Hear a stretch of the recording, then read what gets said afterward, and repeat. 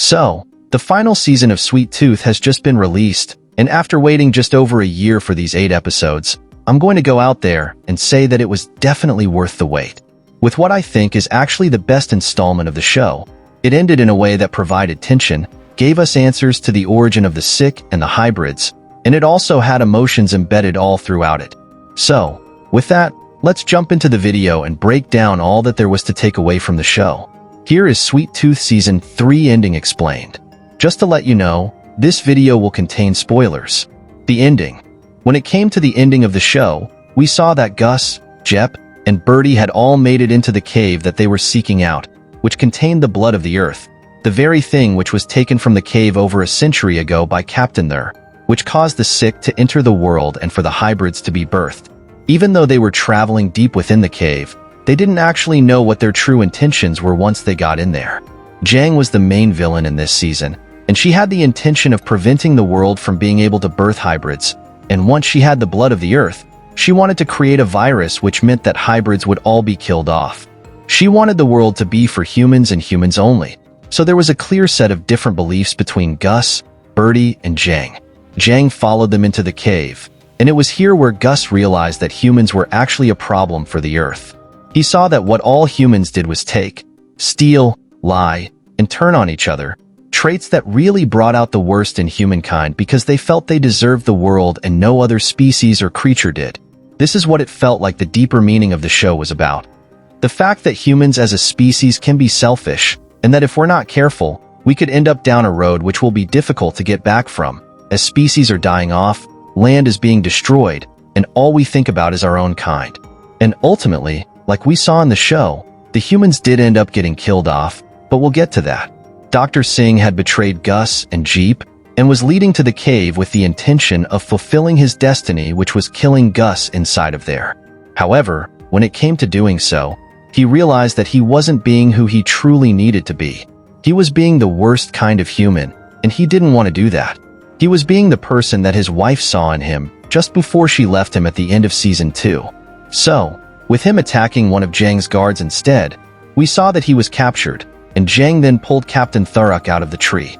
This then caused every human to get the sick, and it meant that they were all going to wiped out in that moment. However, Gus went to the tree and put his blood upon it, and then he saw Richard. Within this scene, they had a discussion over how death was merely a part of life, and that it was okay to move on, and how that was part of the cycle. Once he awoke, he then set the tree on fire and let nature run its course, allowing it to decide whether or not the humans were going to be able to live, or if it meant that the hybrids would be the last of their kind. The sick was stopped due to Gus, but with Ginger having her baby, we saw that it was a hybrid and not a human. This meant that the humans that were left on the earth were going to be the last ones, that there would ever be the half-human half-animals were the species that would see the earth into its next phase, because the humans had done it wrong for so long during the escape from the cave. Dr. Singh had a moment of redemption where he saved Gus from being crushed by a falling rock. This was him being the person who he should have always been, and was looking to make up for the actions that he carried out when he was doing wrong. He became the person that his wife wanted him to be in his final moments, with humanity surviving,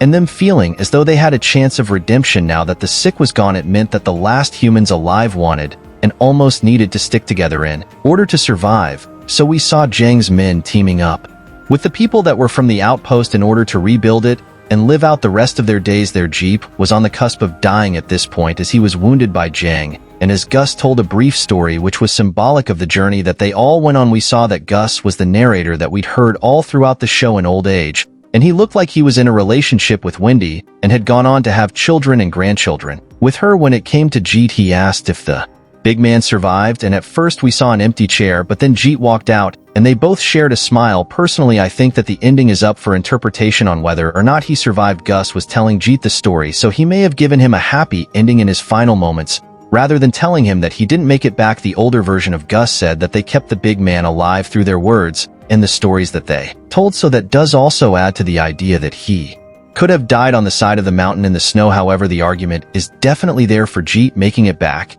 and him helping rebuild the sanctuary as he was sitting there alongside Gus, because let's remember as well, Gus was old when he was telling the story, so Jeet most probably wouldn't have been alive. I like the idea that it's open for interpretation though, with both Jeep and Gus sitting next to each other. The show cut our black, and it concluded showing that the hybrids were going to be the only species that survived once the humans died off. and that they'd have their chance of inhabiting the world freely and leaving it in a better place than when they first arrived there. My review of the show: honestly, I thought this was the best season of the show. I thought season 2 was good, but I think this final season really leaned into the core themes of messages that it wanted to tell, and it also went to a level of darkness that I didn't quite expect. My one major issue with the show, though, is that I feel it doesn't quite have an identity when it comes to a target audience. There are points where the show feels very PG, but then on other occasions the language that gets used and some other things that get shown make it seem like it's intended for an older audience. So I do find that a bit of an issue sometimes, and I think that's why maybe the show hasn't had the success that it probably deserves with the story and powerful message, because it almost doesn't know who its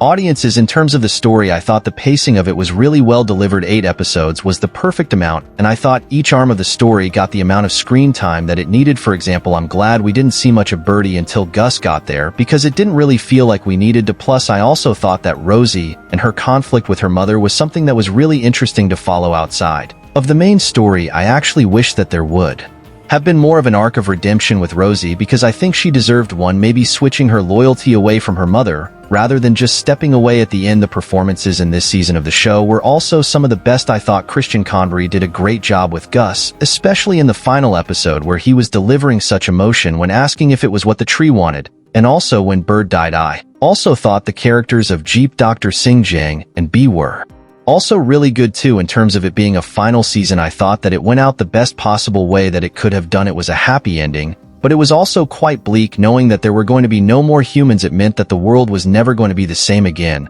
but at the same time the planet was almost getting another chance, so it was one which really sat in your mind and made you think about how to feel. Personally, I think this show has actually been quite refreshing to watch. There's not been that much good stuff released on the platform for a while, so it's kind of bittersweet that this was the last season of the show, but I respect the fact that we actually got an ending for it, and it didn't just keep going on and on until it got to the point where the show is a fraction of what it once was. So there you have it, Sweet Tooth Season 3 ending explained. If you want to see more of your favorite shows broken down, then click on the card in the top corner. Or alternatively, you can head over to my channel where you'll find all of my videos. If you want to see what I rate the latest movie that don't quite make the cut to getting a dedicated video on the channel, then head over to my Letterboxd profile. It's where I rate the latest releases in real time. What did you think of the final season of Sweet Tooth? Let me know your thoughts in the comments below. As always, thanks for tuning into the video, and I'll see you in the next one.